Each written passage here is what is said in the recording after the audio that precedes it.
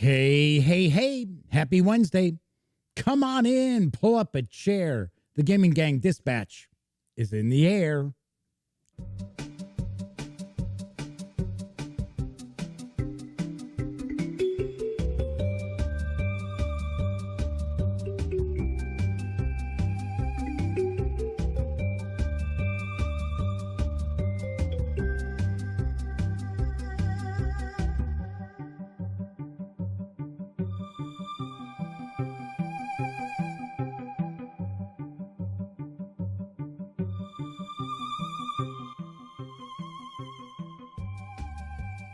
Howdy, howdy, howdy, gang. Welcome once again to the Duct Tape Studios.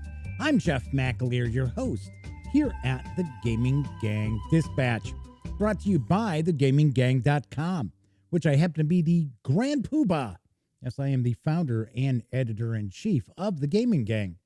So welcome aboard. Tonight is Wednesday, April 14th, 2021. This is live stream 648. If it's your first time visiting, let me point out, normally what I do on the show is I start off with some of the latest tabletop gaming news of the day, and then I move on into either a board game unboxing and first look, or we might take a role-playing game book or miniatures book and take a peek at that. So tonight, it's Wargame Wednesday, so I am going to unbox and take a first look at Commands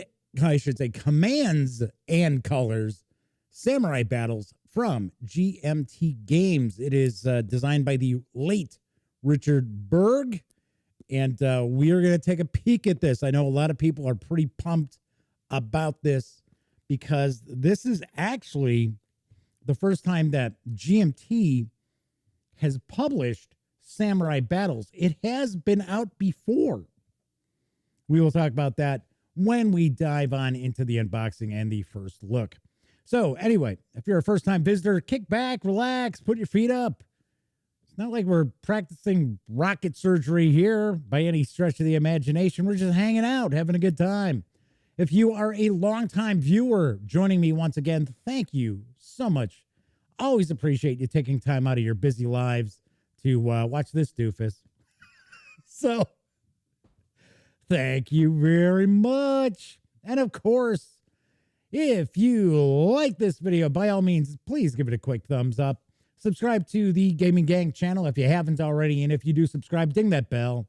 It'll not only let you know when the dispatch airs live right here on YouTube, Monday through Thursday nights. It'll also let you know when I upload other videos, such as my recent review of World's Fair 1893. This is the exclusive Amazon edition, and it is from Foxtrot Games and Renegade Game Studios.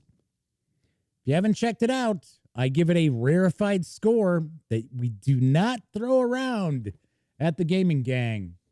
So you might want to check it out, especially if you're in the market for a lighter kind of introductory gateway game that is not going to also put you to sleep. Because some of the gateway games, I mean, they're fine, but for those of us who play a lot of board games, they're a little too introductory. Well, that is not the case with World's Fair 1893. So anyway, also, when you're not watching videos on the Gaming Gang channel, be sure to visit thegaminggang.com for all latest in gaming news, reviews, comics, movies, TV. You know the drill. Get your geek on at thegaminggang.com. And finally, this is a live stream, so that means there is chat available. It's not on screen. It's one of the ways I keep some of the more unusual commenters at bay, but I do my best to pay attention to chat. So if you want to say howdy, maybe you got a question, a comment, fire away. I will do my best to respond. First out the gate tonight was Clint Gibson joining us. Rob German's with us. It's been a while since we've seen Rob. John Vogel is showing up for a War Game Wednesday, and Beat Cafe is with us as well. So our chat is off and running. Very, very cool. Welcome aboard, everybody. Let's kick back. Let's have some fun. So I've got a good amount of news to dive into tonight. So let's get started, because hitting stores in May from DPH Games is Madoshi, Priests of the Sun and Moon. Here's the deets. The land itself, the rocks, trees, mountains, and rivers are infused with latent magical energy. Isn't that called the Force, right? Isn't that the Force? Well, maybe not. This energy needs only a focus to give it life. The sun and the moon struggle with each other to give the monarchy life. The sun rises and grows in power. While her influence is strong, her priests manipulate the elements of nature to lure yokai to do her bidding. As the day grows long, she weakens and soon sees that she is not alone. Surging with the darkness is the moon, who also has plans to use the spirits and ghosts on this plane. The battle will rage on as the priests of the sun and moon pivot for advantage. This is a 1 or 2 player half-hour game where you assume the role of priests of the sun and the moon, taking turns to capture yokai. Play occurs on a 5x5 grid, with players swapping 1 token to create a pattern of elements matching that on the available yokai cards. More power is gained with matches in the source element. After capture, there is a release of magical energy, and the field of battle will change as a result. Voids are created while magic appears, or the universe could shift. 3 levels of yokai cards are placed next to the game board, and when one of the decks has been depleted, the game ends, and whoever's got the most points is the winner. Madoshi, Priests of the Sun and the Moon, is once again for 1 or 2 players. It's for ages 6 and up. I don't know, I kind of get the feeling that's a little bit young. Plays in about 15 to 30 minutes. It's going to carry an MSRP of $19.99 when it arrives later this month. Might be late this month, might be early next month, because sometimes the information I get from some distributors, when they say, oh, well, this is the release date, it's not the actual store or retail release date. It's kind of like when they're releasing it to stores. So sometimes a little different. Gosh, it's kind of dry down here in the Duct Tape Studios tonight. I have to admit, though, it has been cooler in the Chicago area the past few days. That's why I'm sitting here, I'm wearing a hoodie. It's like, yesterday I was wearing kind of a sweatshirt too. So Rob says it's an interesting art style on the cards. I think I like. That's one of the reasons why I'm sharing this, because I saw the artwork on these cards too, and I thought, hey, you know what? This is pretty interesting. DPH Games, they have a few different games out there. They look like they're kind of a smaller board game company, probably a little lighter weight board games. But I thought I'd give them a little shout out, share a little love for this game that is, like I said, arriving either later this month or early next. So Disavowed 92 is with us in chat. Says they keep telling Dan to make games about cats. They sell. They do sell. All right. Arriving next week from Pleasant Company Games is a new solitaire game. Here's the scoop on The Deadeye. The Deadeye is an adventure card game for 1 player. Assume the role of a lone thermo bandit downed on a hostile backwater planet. Your mission? Find the next safe haven before you lose all hope and strength, and maybe, just maybe, find a way off of this desolate rock. Cards in the Deadeye represent encounters that can have one of 2 outcomes, good or bad. A bad outcome is triggered by a buildup of dangerous heat, while a good outcome is triggered by a buildup of valuable juice. Your starting draw deck includes 6 cards with juice and 6 cards with heat. As you play through the deck, some of these cards will raise your heat and juice levels, while at other times the cards will be used as the encounter itself. Face dangerous encounters, salvage useful parts, and reach a safe haven. The deluxe edition of this game includes a slipcase, behind-the-scenes development book, a prelude comic book, the rule book, a one-fold double-sided game board, 2 pairs of stereoscopic 3D glasses. Yes, that's right. Your eyes are not playing tricks on you. These cards are in 3D. As well as a pair of hook-behind 3D stereoscopic glasses and 54 unique cards. Once again, the Deadeye is for one player, ages 8 and up, plays in about 10 to 30 minutes. It's going to carry an MSRP of $35 when it hits next week. Another game that has a very unique look to it. It's got kind of, in my opinion, kind of a gonzo art style. And yeah, so Rob says, I thought that looked 3D. Yes, it is. Because it took me a moment, too, when I first saw some of the images for this game. And I was like, what is wrong with those cards? And then I was like, oh, wait. It's 3D. But then we have images of the cards, which it looks like it's probably like play testing and stuff like that. That are not in 3D, but the game box is 3D as well. So I thought that was kind of interesting. So that is the Deadeye, which is coming from Pleasant Company Games. Arriving next month from Osprey Publishing is a new skirmish-level miniatures game from designer Joseph A. McCullough. You know, the guy behind Frostgrave and Rangers of Shadow Deep. Here's the latest about Stargrave. In a galaxy torn apart by the last war, vast pirate fleets roam from system to system, robbing, extorting, and enslaving. Amidst this chaos, thousands of independent operators, smugglers, relic hunters, freedom fighters, and mercenaries roam the dead stars in small ships, scratching out a living any way they can.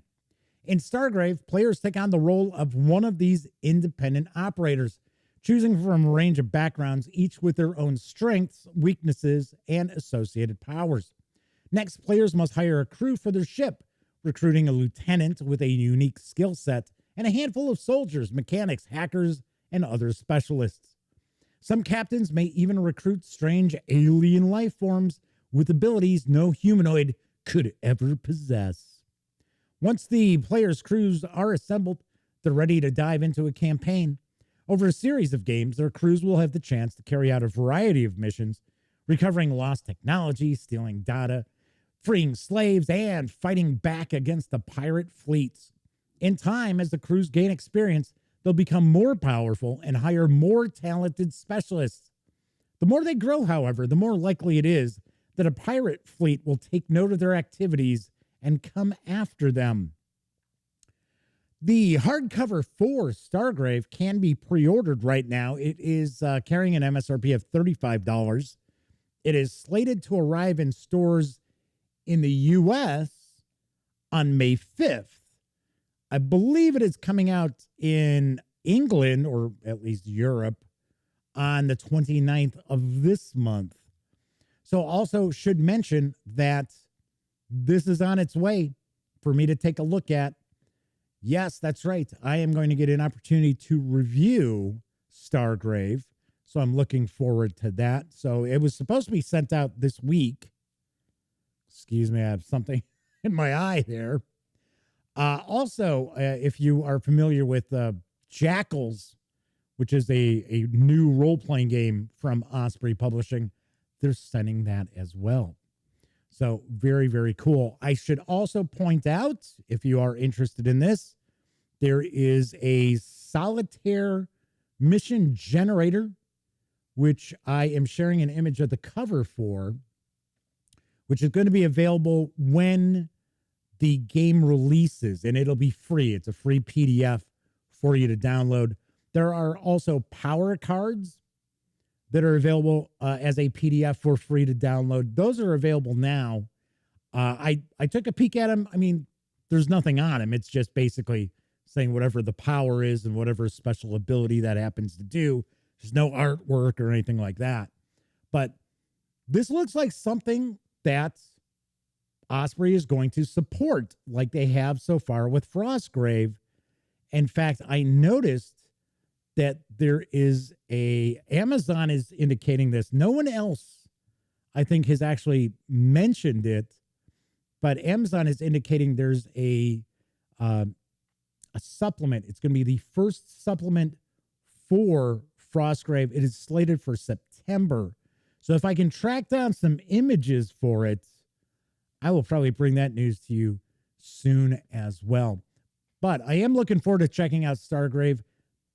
I took a peek at Frostgrave. It wasn't my book. I took a peek at somebody's, and it seemed pretty light as far as skirmish miniature games go. But from what I know is, as time went on with all the various supplements that came out, the game became a bit more crunchy. And I wouldn't be surprised if that's where Stargrave is going to kind of kick off, that it's not going to be as light as Frostgrave was. But this could be kind of cool. Could be kind of cool. We're seeing a lot of games lately which are solitaire, which of course Stargrave is not necessarily solitaire, but you do have that little PDF that you can get. But we're seeing some games where you're creating a crew. You're building a crew. And we're seeing that a lot. So speaking of, currently at my Kickstarter for SoulMuppet Publishing is a new role-playing game. And here's the skinny on Orbital Blues. This is an unparalleled age, a galactic age, an age of bounty hunters, vagrants, and bleeding heart outlaws. This is the new rebel era, and the only thing worth a damn is the sweat off your back, the bullet in your chamber, and the fuel in your tank. The galaxy is a lawless expanse known as the Frontier Galaxy, and you are an interstellar outlaw. Together with your ship and your crew, you have to eke out a living in the Frontier Galaxy and chase down the intergalactic dream of freedom and success.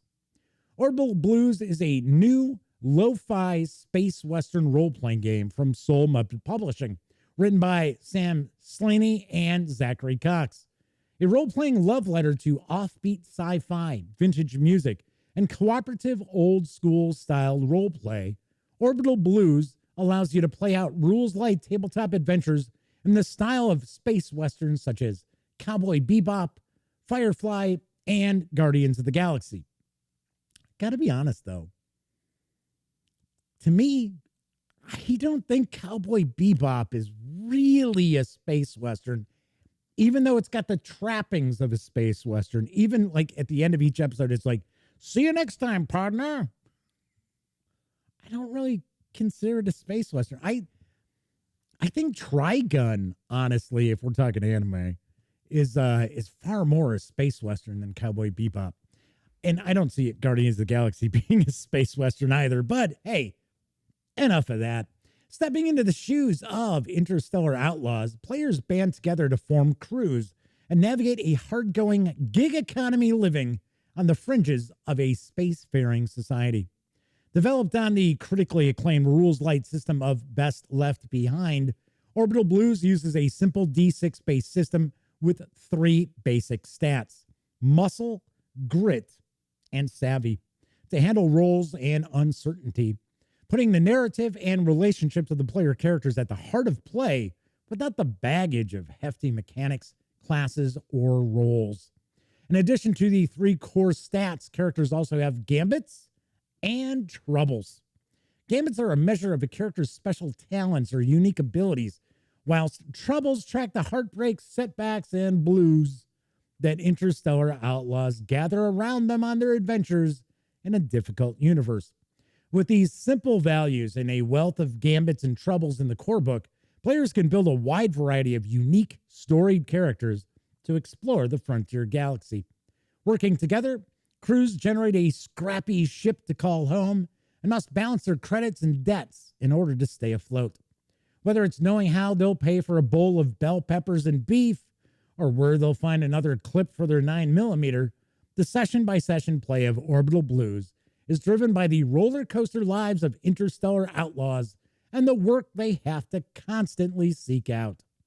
Whether it's hauling salvage across backwater systems or getting boots on the ground sniffing out the Frontier Galaxy's most dangerous bounties, the core book of Orbital Blues is brimming with generators adventure hooks, play prompts, and even a sandbox setting for storytellers to get memorable campaigns going whilst player characters contend with their own interpersonal relationships and troubles.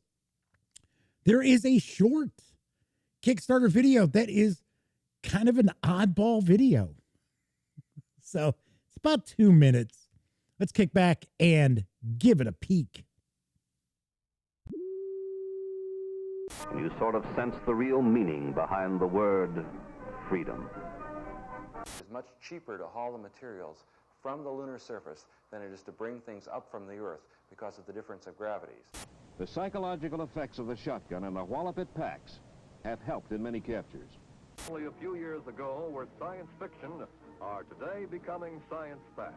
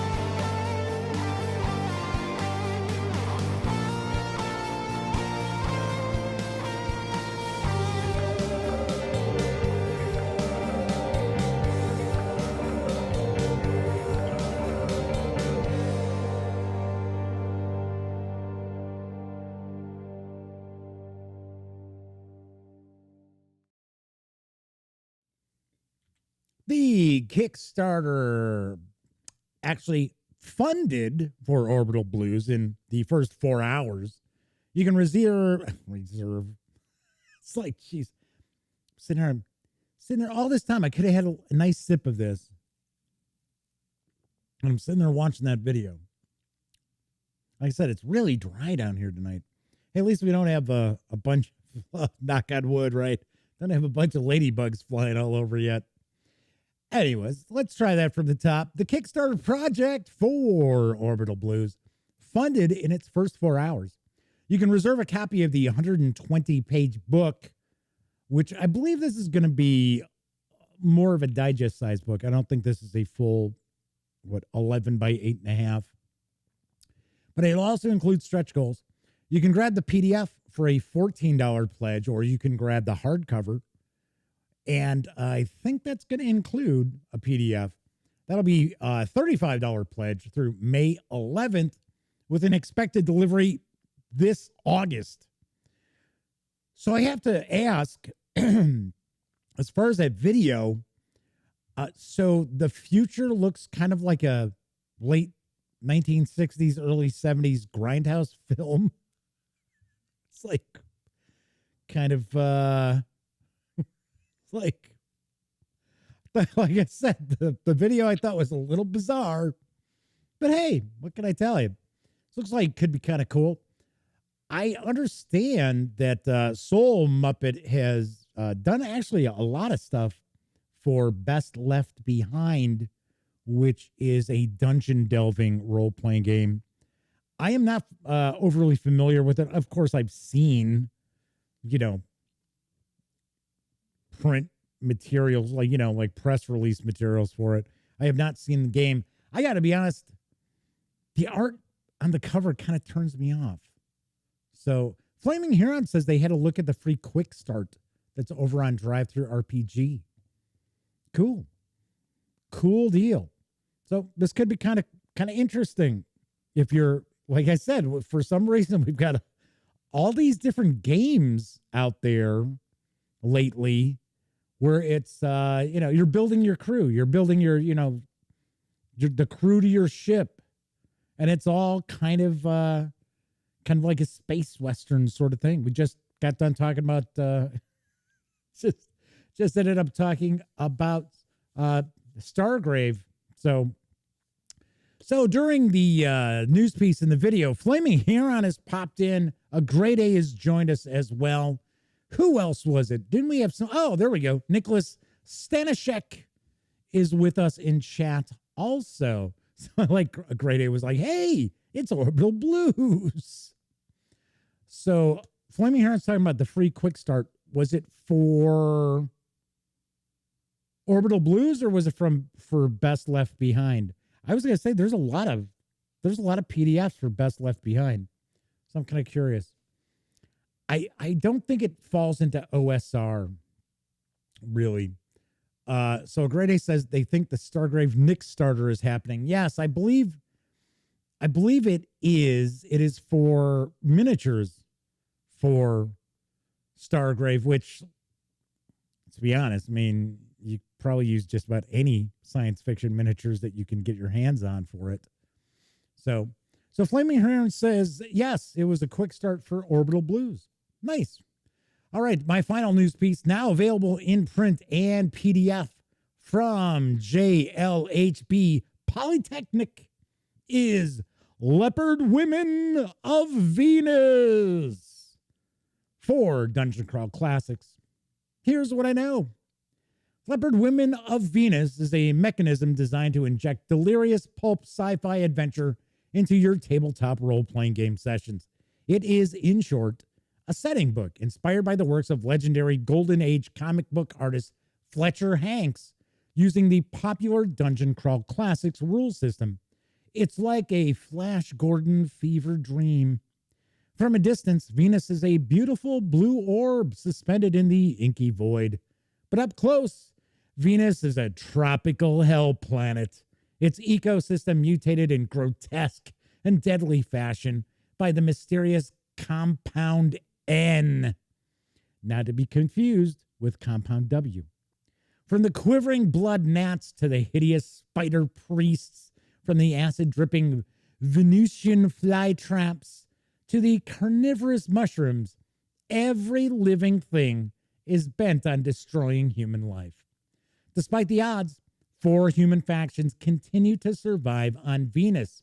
In addition to fending off the endlessly lethal flora and fauna, they must also keep watch for invaders from other worlds, Earth, Mars, and Blue, and the constant threat of betrayal by the other factions.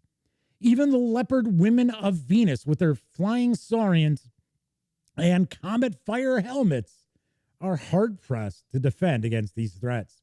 Human civilization exists on Venus now, but for how much longer? That's for you and your gaming group to decide. The 196-page Leopard Women of Venus is available as a black and white softcover book, including PDF, from Drive-Thru RPG for $30. You can grab the PDF alone for $15. I thought this looked kind of fun. I thought this looked kind of interesting. BernieTheFlumph.com is the website.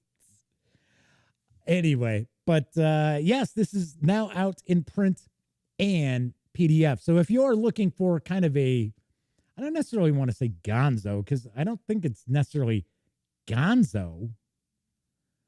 But if you are looking for kind of a pulpy sci-fi setting that you can use with the system mechanics of Dungeon Crawl Classics, this is kind of an idea. Rob German asks, what is a flumph? If I remember correctly, I think a flumph it's like a little creature. It's like I almost want to say it's almost like a little mushroom creature. It's not like, like a monster kind of thing. A Grade A says it's a flying jellyfish. Yeah, that's about right. I guess, yeah. I guess that's what it probably looks like.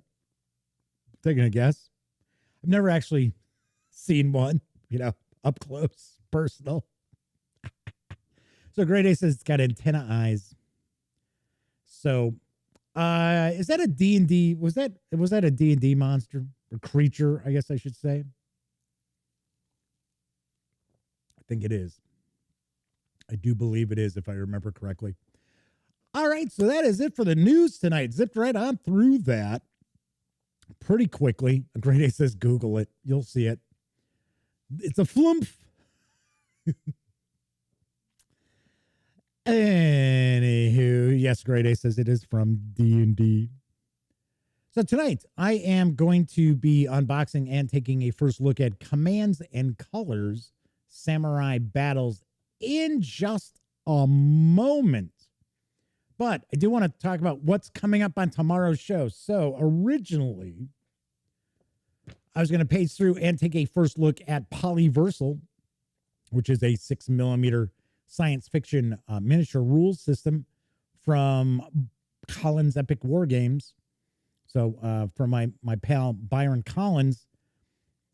But we are going to push this to next Wednesday because on Thursdays, I always like to do RPG stuff. And I just didn't really have anything like brand new that I could share, like a first look at, do a little bit of a page through.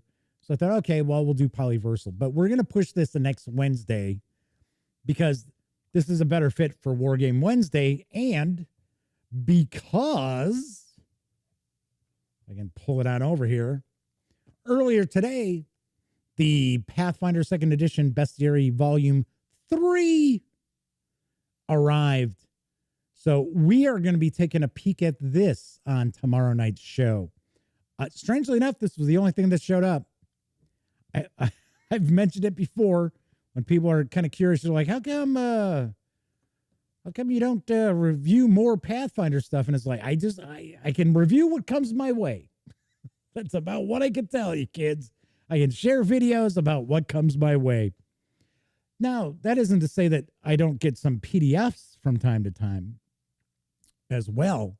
So I actually give those to Sammy because Sammy does the PDF reviews for RPGs and stuff. Clint Gibson says Leopard Women of Venus looks right up his alley. Nice. So Flaming Heron says, wow, that snuck under the radar. Didn't even hear you mention it coming. I'm not sure. Not sure what you mean. What I didn't mention was coming. The Bestiary 3 is brand new. I mean, that just showed up today in the mail. So I didn't know it was on its way. All right. Anyway, other thing I was going to mention is when I start doing the unboxing or page through or whatever, a lot of times I'll say, hey, if you're watching live, we're going to jump into this in just a second. If you're watching after the fact, you're going to see an ad. And somebody who tends to watch the videos after the fact had asked on, I think it was last night's video, how come they never see the ad that I talk about? I know, I'm a tease. I'm just teasing you. I'm teasing you with advertisements. So I wanted to tell you why. The way YouTube is set up, at least now, is with a live stream. I can like do an ad before the video starts. So before you watch the stream after the fact, you'll see an ad video. Other than that, any other monetization does not happen for the video until about 12 hours later. So if you happen to watch the stream, say 2 hours after I finish streaming, you're not going to see any of that. You're not going to see any ads during the video. You might see one at the beginning of the video. Now, every once in a while, YouTube will insert ads into the video that I have no control over. Because the way I like to do it is about every 15 minutes, you get an ad. It's kind of how I try to do it. But I have actually seen after the fact, because I don't get to really do anything as far as where do I put the ads and stuff like that. I don't get to do any of that until the next morning. And there have been a couple of times that I get up and I go over to YouTube and I go, into my studio on YouTube and I take a look and it's got like all these what they call mid-roll ads. It's like, what the hell is going on here? I'm deleting them and stuff. So I have nothing to do with that. So if you ever see like an hour-long video and there's like 6 ads in it, I didn't do it. I had nothing to do with that. All right. So a great ace is the flump this from the Fiend Folio, which I actually have mine behind me. The Tome of Monsters, it also brought us such hits as the Gorilla Bear, Throat Leech, and Osquip. And what was what's the one on the cover that's kind of gross? Kind of gross looking. That was, if I remember right, it's funny. I had the Fiend Folio. I ordered it and got it. Used, of course, obviously. And I didn't even crack it open to take a peek. And if I remember correctly, I thought they were a lot of like British monsters that were created by the British division of TSR that existed way back in the day. So, Flaming Hero says, yeah, Pathfinder Bestiary 3. I assume you might have some idea, but that's kind of surprising. Yeah, I usually have no idea. I will get an email from time to time from my contact at Paizo saying, you've got PDFs. And then I'll take a look. Oh, okay, so here's why I've got PDFs.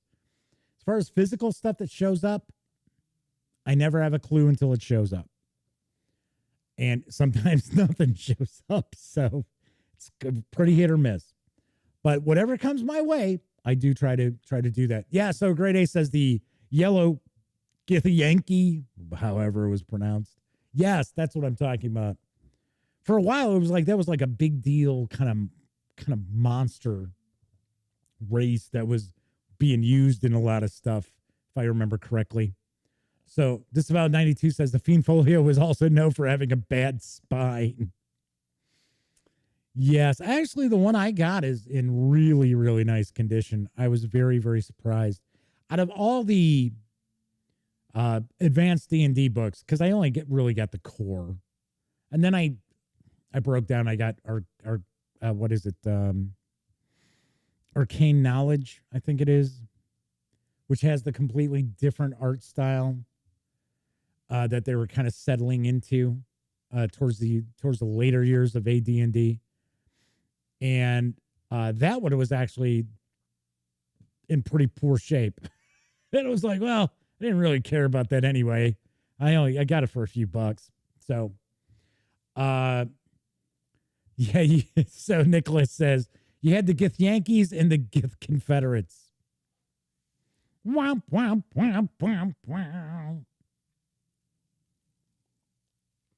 The Great A says Gith Yankee is a race in Baldur's Gate 3. I have not taken a look at Baldur's Gate 3 yet.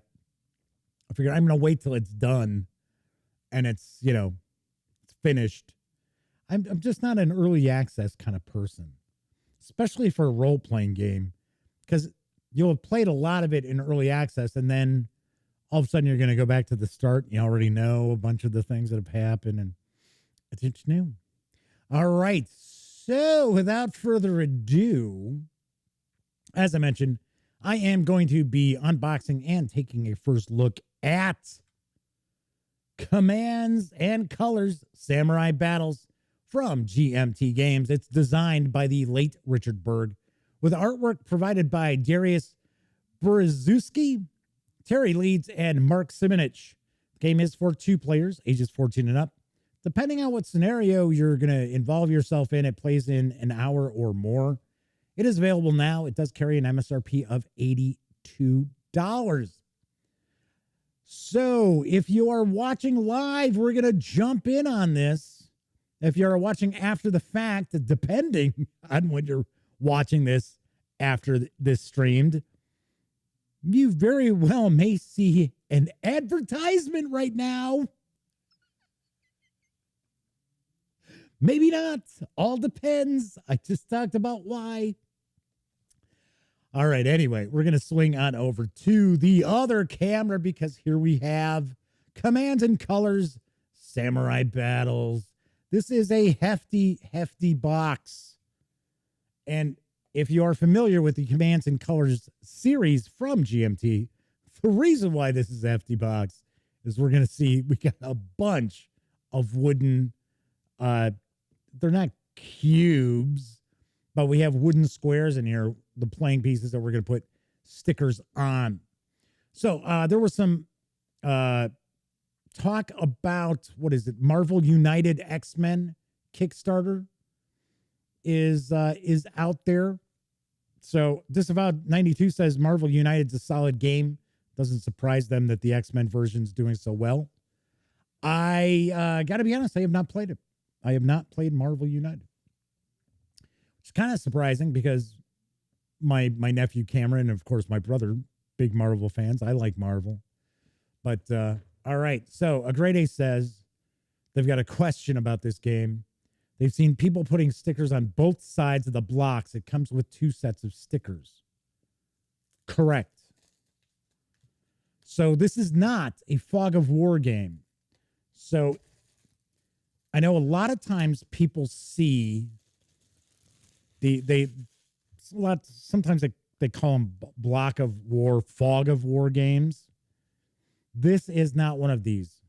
This is not like all the various different Columbia Games releases, like Hammer of the Scots or Richard III or Bobby Lee or Sam Grant, any of those. This, you'll know exactly what forces you're up against. So this actually includes 40 battles. So very, very cool. So medieval Japan, the Commands and Colors Samurai Battles game allows players to refight important engagements of medieval Japanese history. The battles included in this scenario booklet focus on the historical deployment of forces and important terrain features in scale with the game system. The scale of the game is flexible and varies from battle to battle. For some scenarios, an infantry unit may represent an entire clan of soldiers, while in other scenarios, a unit may represent just a few brave warriors. All right, let's jump on in. As I mentioned before, this was out previously. It was released, and it's really interesting because as far as I understand, outside of, is it Battle Cry that essentially used the Commands and Colors system? I think Samurai Battles was the only other game that did not come out from GMT. It was the only other Commands and Colors that was not through GMT, and it was through a Polish model company, Zvezda, and I don't even know if they're still around. I know that the owner had passed away. This did not go over as well as they had hoped with the miniatures because the miniatures were actually relatively, I don't want to say flimsy. So I say, A Great A says they were Russian, not Polish. Strangely enough, I thought it was a Polish company. Maybe it was the person I talked to at Origins was Polish. Maybe that's why. And A Great A says, yes, they are out of business. But anyway, so instead of having the blocks, they had little miniatures. And they were actually very cool. Only problem was you had to put the miniatures together. And then once you had them assembled, they weren't going to fit back into the box. So I was actually very excited to see GMT actually come back with this. So first thing I'll show you. Okay, let's get this out of the way, right? So see all these blocks here, gang? You're going to be putting stickers on almost all of them. Almost. There are always a few spares that are included, but who was it? Disavowed 92, I think, just said they stickered theirs last Sunday. Yes, this is kind of a thing where I will usually put on like a Ken Burns documentary and just start stickering up the blocks and spend an evening doing that. It's just par for the course. So Hasbro did Battlecry and Days of Wonder did Memoir 44. Yeah, that's right. Memoir 44 is essentially Commands and Colors. I think Memoir 44 is all right. We're going to take a look at these cards in a little bit. I'll zoom in on those. So we got some custom dice, which I have to say, I think in the past, maybe I'm misremembering, but I thought in the past, sometimes you actually had to sticker the dice way back in the day. So we've got some custom dice. These look pretty cool. We'll zoom in and get a closer look at those as well. All right, so we've got a rule book. Oh, we got a scenario book too. And of course, we're going to have game board and we're going to have some terrain. So Grade A says, what's the point of the block if the sticker is on both sides? Because there's no fog of war. You know what it is. It's just giving you a visual representation of the unit. And when we see the stickers, you'll probably get a better understanding. But yes, it's not a fog of war game. You know exactly what the units are. I think maybe it was Disavowed just pointed out it's perfect information. So, all right. So jumping in, I always want to point out Commands and Colors for the most part. You know, we can zoom in a little bit here and get a little closer in.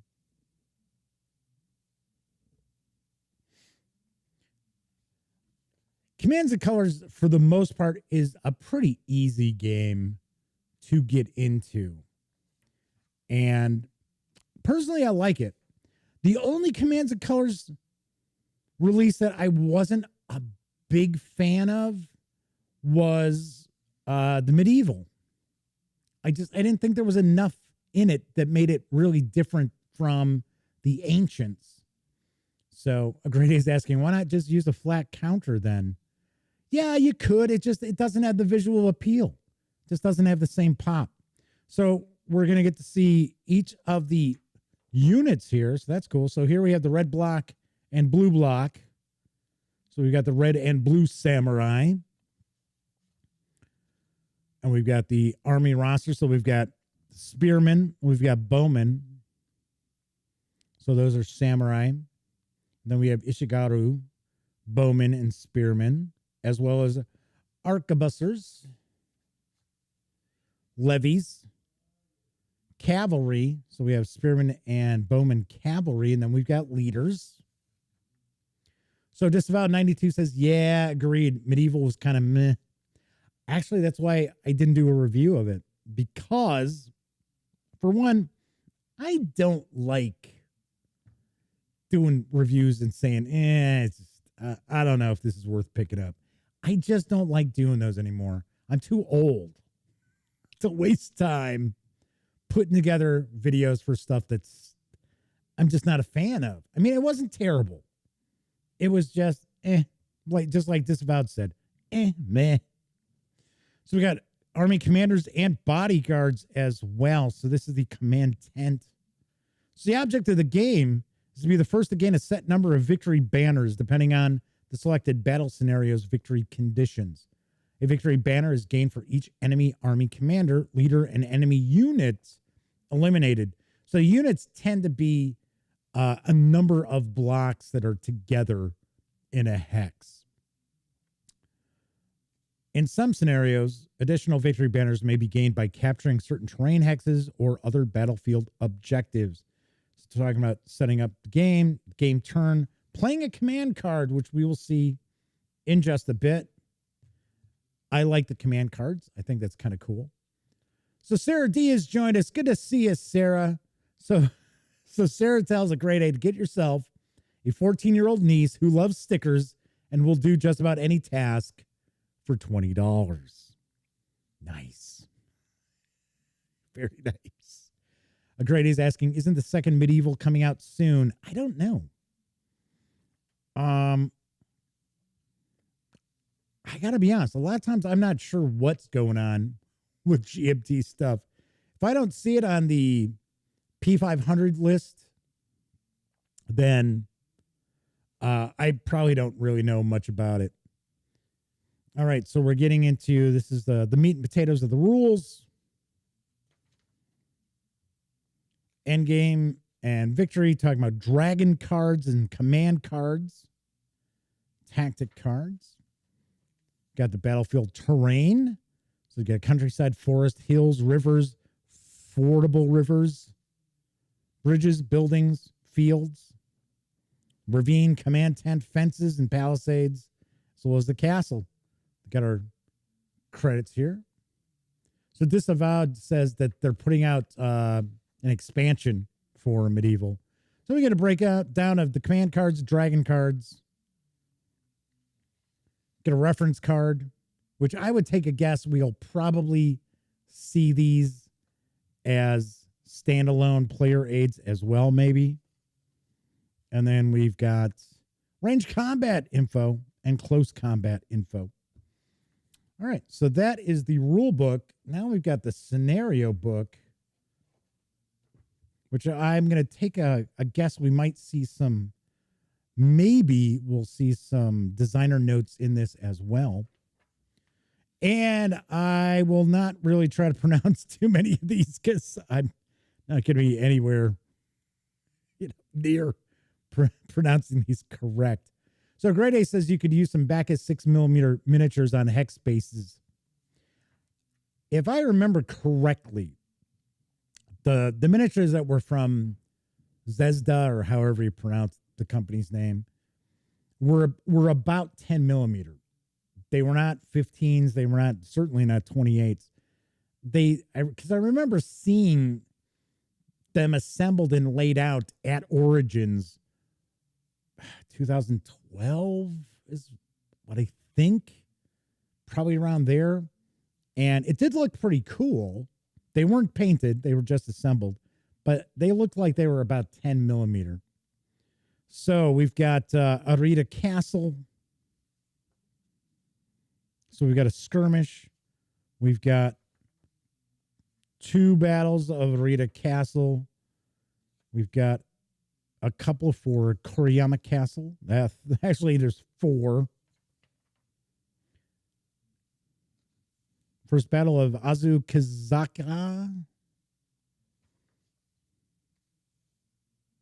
So as you can see, this is just basically the setup. So what basically happens here is you get the game board, and then you're going to have these command cards, and you'll have left, center, and right. And when you use your command cards, you're actually using a command card to activate a unit that's either on the left, center, or right. Sometimes, you'll have more options than just that. But that's one of the cool things about the game is that sometimes you have situations where you want to do something, but you just don't have a command card that allows you to use that, make those units attack or whatever. So kind of cool. So one of the aspects I do like about commands and colors, personally, I think the system works better for pre-gunpowder, because there is the Commands and Colors Napoleonic series that was pretty good, but I think the structure of the game with the command cards, I think plays a bit better. Seems more realistic to me with pre-gunpowder era. All right, so 20th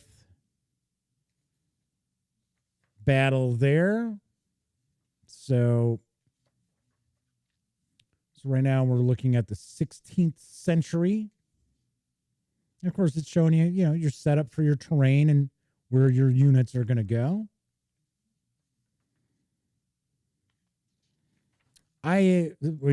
Speaking of samurai, I not too long ago watched that documentary series that came up on Netflix that was fairly new.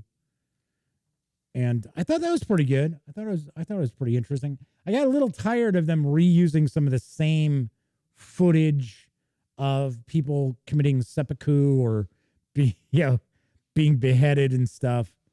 But I liked it overall. I think it was, if I remember right, I think it was six episodes. So Disavowed says that they think Commands and Colors Ancients is the best in the series. Yeah, like I said, I think it just has a feel to it where you would not have Battlefield cohesiveness in the, ancient era. You normally would not have something like that. It's like basically once the forces met, that was basically going to be it. So I think those cards work really, really well to simulate that. All right, we're going to zoom all the way in. So we'll look at some of these stickers here and make sure that we are in focus. So now you're going to see all of these sticker sheets. And there are going to be a few. So to kind of give you an idea. So this is the Blue Army Bodyguard, Red Army Commander, Blue Army Commander. We have Blue Samurai Army here. So we got the Spearmen, Bowmen, Arquebusiers. Some leaders down here, foot leaders, cavalry leaders. Usually we'll have some spares.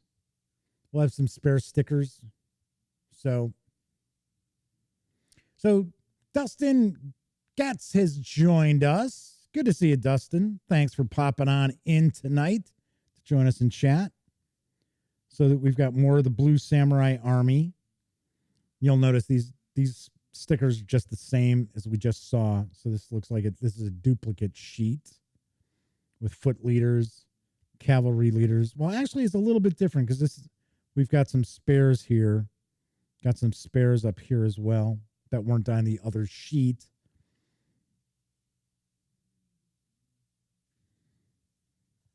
And then we got the Red Army, which of course is going to be just the same units as well that we just saw. With the foot leaders, cavalry, bowmen, cavalry, spearmen, cavalry.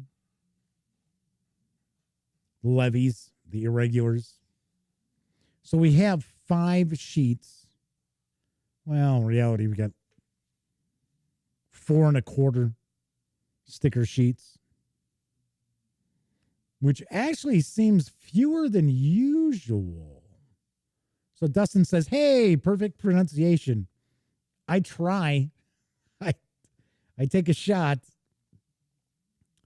All right, so here we've got, those are the stickers. Now we're going to have some tokens, some various counters here. So these are those banner counters for the victory points. I wonder if these like represent control. No, they're honor and fortune is what these are. So as you can see, dual-sided.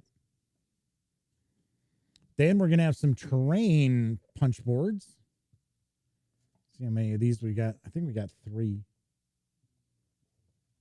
And we got, let me grab this.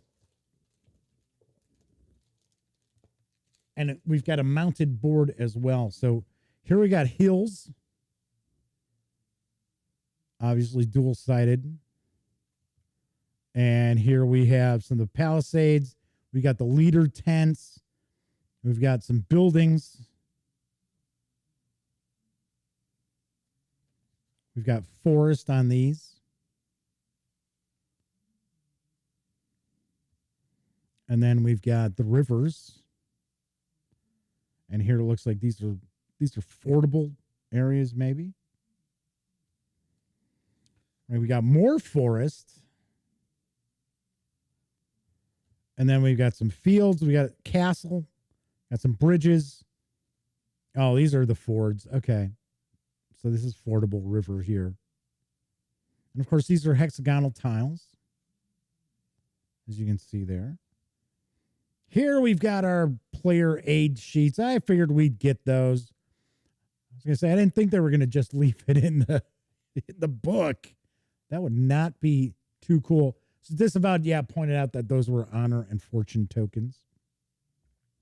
Once again, this is an unboxing, so I have absolutely no clue. So this is newer to me than some of you out there.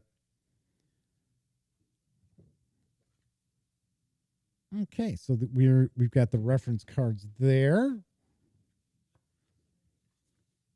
So both are the same. So we're showing the range for fire for the bowman. All right, and then we've got the mounted board.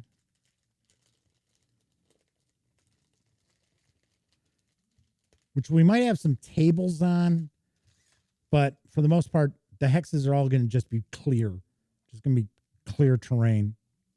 Let's see what we've got here. Pretty good sized. So this is the left. This area is the center. You see, we've got these lines, these dashed lines here. And then this would be the right over here. So when you have a unit in this area, and you're like, say, for an example, this would be my right, I would have to play a command card that'll say any unit, or it'll say right. Now, what do we have down below the bottom here? I don't think, yeah, it doesn't look like, nope, we don't have any. There isn't any tables or anything. It's just, though we do have some images along the side of the board here, just like so. Okay, so we're going to take a look at the 2 decks of cards. So dragon cards are something different. So the dragon cards are something for this edition of Commands and Colors, because I don't recall an additional deck in other Commands and Colors games. So these are going to be the command cards. Really nice quality cards here. These are nice, thick. You'll notice there's a bit of a treatment. They're not linen, but these are nice, thick cards. So here we have order units with that symbol. Serpent Command.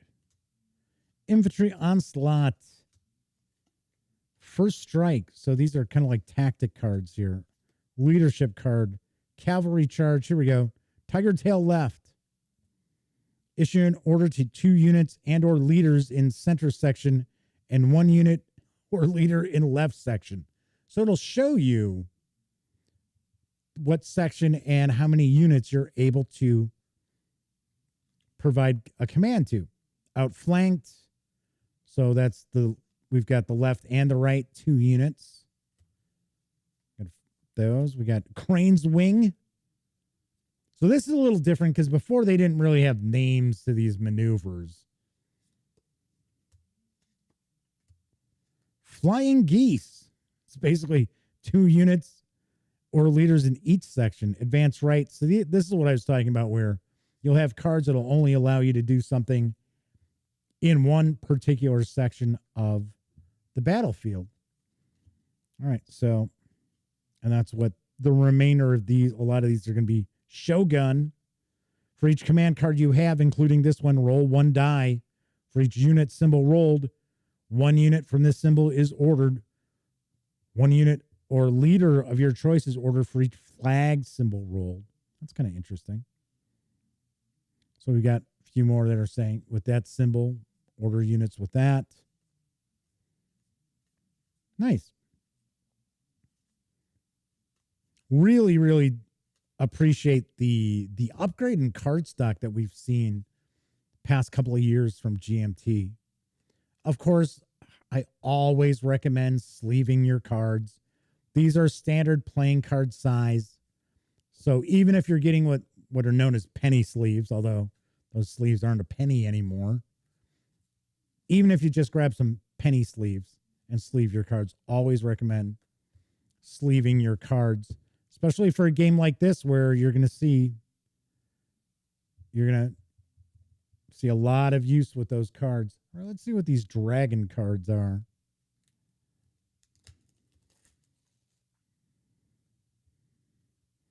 So these look like these are kind of tactic cards.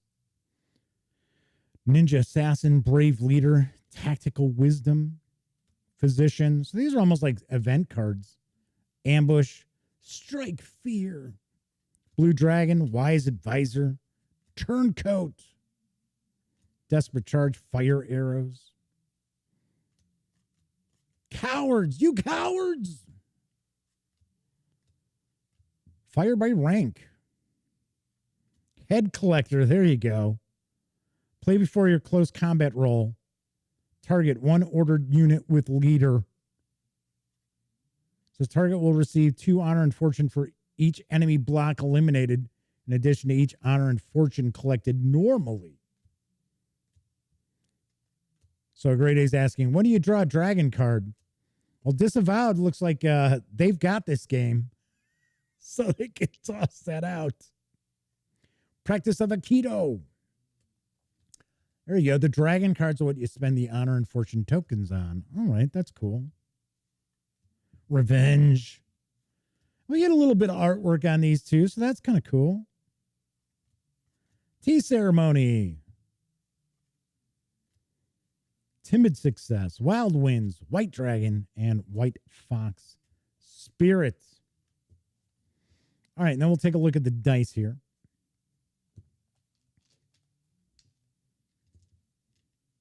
So I would have to take a guess, the more successful you are on the battlefield, the more dragon cards you're able to purchase. Because I'm guessing you're earning the honor and fortune tokens by eliminating units.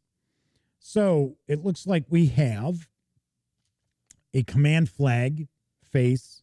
We've got crossed katanas. We have the green circle, which represents, if I remember right, I think it represents infantry. The square represents usually cavalry. I have no idea what this symbol, what the writing means here. And then, yep, there we go. And then we have the triangle. And the triangle is normally kind of like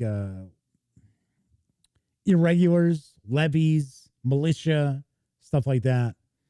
If memory serves me right, it's been a while. The last Commands and Colors game I played was Medieval, and that was probably, I think that was 2 years ago that came out. And we got a bunch of these dice. Now, they aren't cut, but these are not stickers either. So these look like these are laser printed on here. So I will take a stab. That might be our honor and fortune face on the dice. I don't know. Maybe. Could be. Anything's possible. All right. So we've got let's move back out a little bit. All right. So we've got the mounted board. We've got our 2 reference sheets. So Flaming Heron's asking, so you're rolling multiple dice during the game? Yes. Yes, usually what you're going to do is, let's say if you were attacking with 3 units, you would roll 3 dice. So what you're looking to do is you're looking to get a corresponding icon for a hit. So that's how that works. All right, so we got those. We've got 3 punch boards of terrain hexes. We've got the informational counters as well. We've got 4 1/4 sticker sheets. We've got the scenario book as well as the rule book. We've got, let's see if I can put these back in a bag here.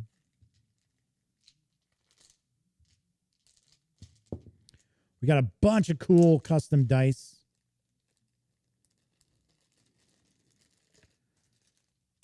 A ton of blocks that we need to sticker. And let's see. I usually have extra Ziploc bags floating around so that I can, it's not going to be big enough. This one is. I know this one is. So that way I can just protect the decks of cards, just like so. So we got the dragon cards, and then we have the command cards. I think that's what they call them. I think they're called command cards.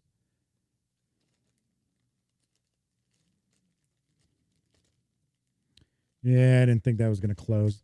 I'll get a different bag. Anyway, so that is what we find when we take everything from Commands and Colors, Samurai Battles, outside the box. This is from GMT Games.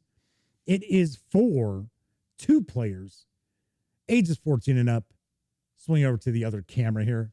Plays in an hour or more, depending on the scenario that you choose. There are 40 battle scenarios in this box, which is very, very cool.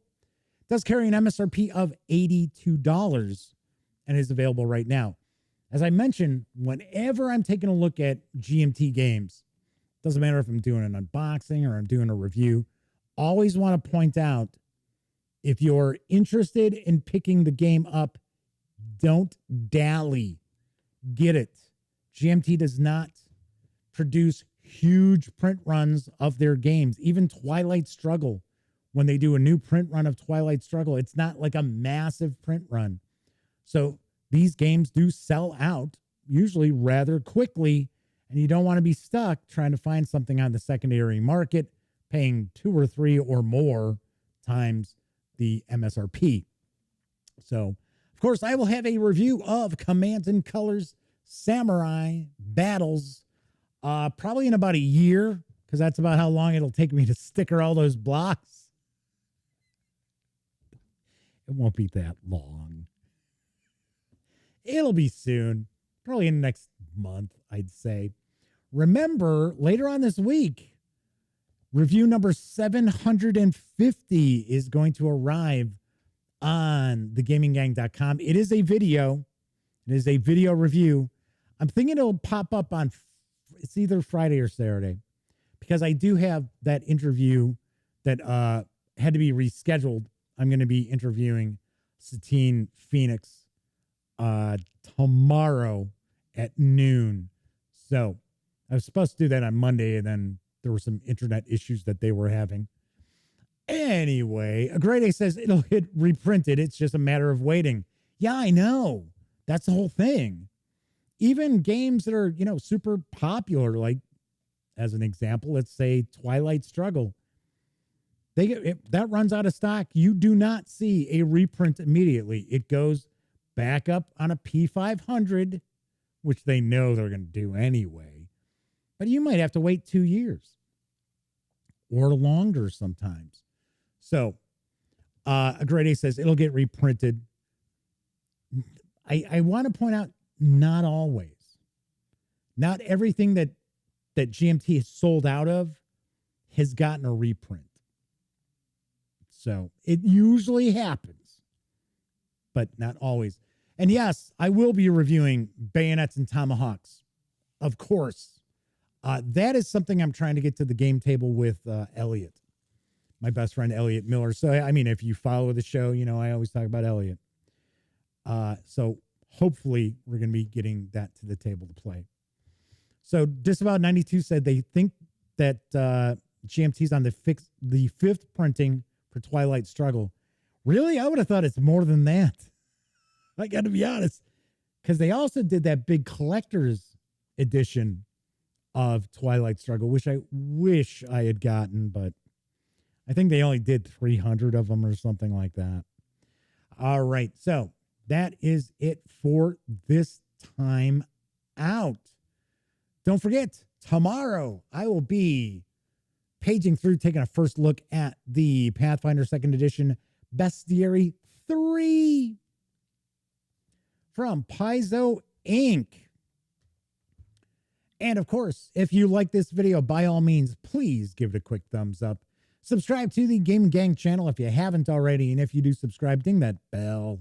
It'll not only let you know when the dispatch airs live Monday through Thursday nights right here on YouTube, also let you know when I upload other videos such as the Gaming Gang review number 749 for World's Fair 1893 from Foxtrot Games and Renegade Game Studios. All right, everybody who hung out watching live, thank you very much. Always appreciate you taking time out to watch this goofball just go through his routine. Really, really do appreciate it. I love how, you keep me company. Otherwise, I'd just be talking into a camera and I'd be like, I don't know. Anybody ever watch this stuff? I don't know. But I do know there are people out there who don't have an opportunity to watch live. And thank you so much for tuning in after the fact. I appreciate anybody watching these videos. I really, really do. So enjoy the rest of your Wednesday night or Thursday morning or whatever day it happens to be. I will be back tomorrow. And of course, as I wrap up all my videos during this never-ending pandemic, certainly hope every one of you out there is being smart and staying safe.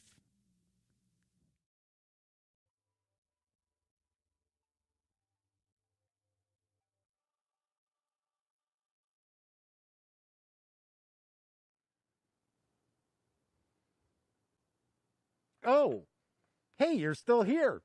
Well, if that's the case, by all means, if you haven't subscribed to the Gaming Gang channel yet, click right here. If you'd like to see the latest episode of the Gaming Gang Dispatch, click right up there. And if you want to trust YouTube's algorithm to give you something to watch, click right there. Once again, thanks so much for watching, and everybody please wear a mask.